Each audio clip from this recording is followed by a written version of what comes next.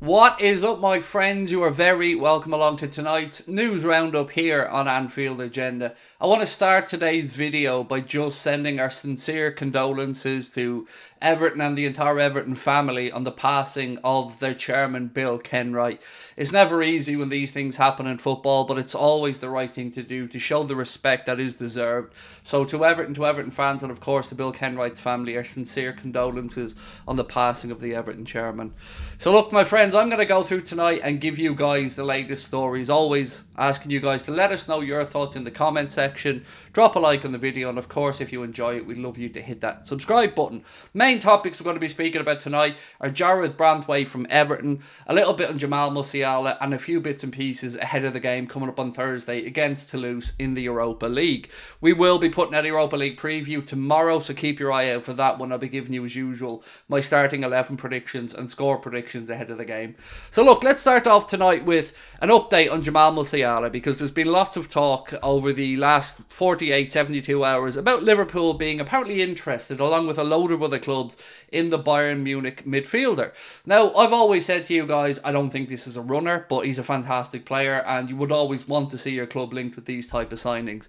There's been lots of stuff coming out from Germany now, and Florian Plettenberg has been speaking as well, and he said Jamal Musiala is currently not thinking about leaving Bayern Munich. Liverpool is monitoring him as a possible replacement for Salah in 2024, but his move to Liverpool is absolutely unlikely. I mean, bringing him in to replace Salah would be pretty strange, right? But okay, fair enough, let's just go with that. He said if he really would leave Bayern in the next years, there are only two realistic options for him, which we reported to you guys yesterday. Real Madrid, and of course Manchester City. A little bit more, TTS, the transfer sector, have credited Florian Plettenberg as saying Jamal Musiala currently has no intentions to extend his Bayern Munich contract. So a little bit of a catch-22 situation there for Bayern. His contract currently has 2.5 seasons left to run on it. And if he's not going to sign a new deal, then you probably have a season and a half max if you are Bayern Munich before you've got to make that decision on selling the kid. And I'm sure that there will be no shortage of takers. I don't really understand the link, what Florian Plettenberg said, for us and him as a Salah replacement, but maybe you guys can give me your thoughts on that in the comment section. Now, the news story of the day that I want to mainly draw your attention to, and this video is titled about, is of course Liverpool's apparent interest in Jarrad Branthwaite of Everton. Now, this goes back quite a while. I was saying to you guys a year ago that he was one of a number of centre-backs that Liverpool were monitoring, and of course we do need to bring somebody in to put pressure on Virgil van Dijk on that left-hand side. Interestingly, in his latest piece with the Echo, John Aldridge has echoed that sentiment. He was saying basically, and I'll take you through exactly what John Aldridge has to say, so I'm not putting words in Aldo's mouth.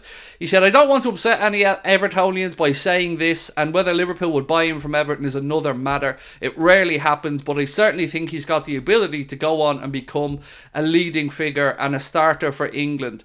He went on to say that Jurgen Klopp even talked him up before the game in his pre-match press conference. He's likely to be on the radar of other teams as well. Manchester United have already been mentioned as a possible destination, but it's up to Everton what they do with him. And he's a very, very good player. And I did point him out as well during our watch along to you, like saying how good a game he was having. I really do like Branthwaite, I do. And I know it is difficult to make that cross across the Mersey or across the divide, and it's happened previously, but we haven't seen any real high profile examples of it, I guess, in the last 10 or 15 years. Been a couple of lower key players that have done it, but for me, look, he said he's a left-sided centre-back. John Aldridge, I should say, went on to say he's a left-sided centre-back. We were in the market during the summer in the window. We didn't end up signing one, so I guess maybe he's thinking, is there a possibility here? I don't think for 1 second that Everton are going to want to lose the kid. Of course I don't.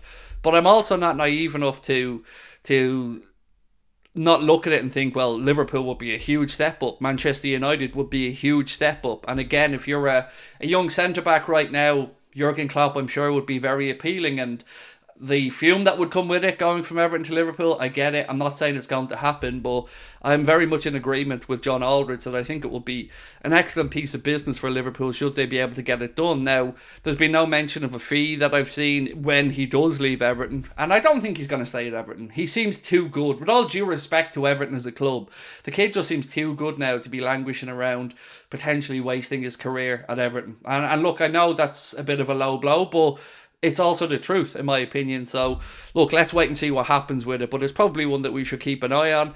Other centre-back targets that were still being mentioned with are Per Schurz, who has picked up an injury which rules him out for the foreseeable. We've also been linked again with a move for Inacio from Sporting Lisbon.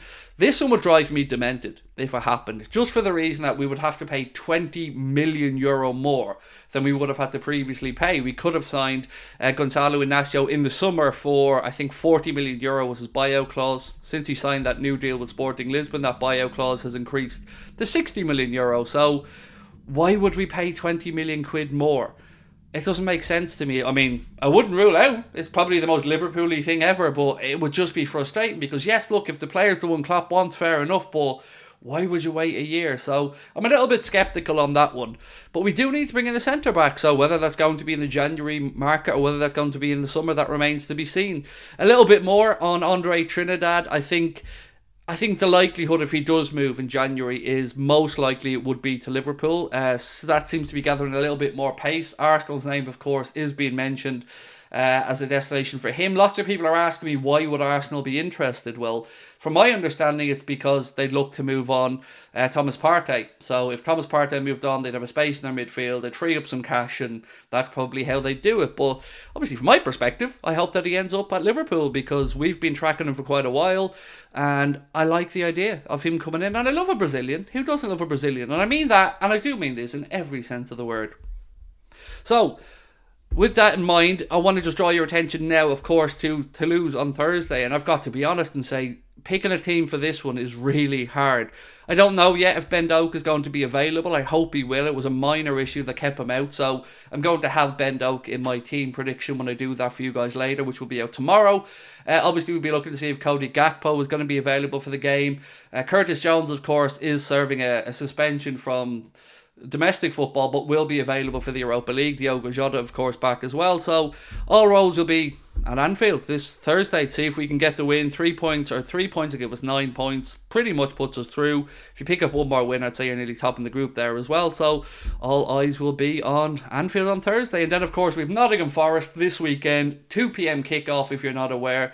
That game will be at Anfield. And, of course, we will be doing watch-alongs of both of them here on Anfield Agenda. Now, if you haven't, or if you're watching this video and the United game is still on, do come over to the top of the league and join me tonight because there's going to be a massive announcement there and I don't want you guys to miss out. So I'll be live from 7:30 on top of the league. I hope you can come across and join us because I promise you it's going to be worth it. It very much is.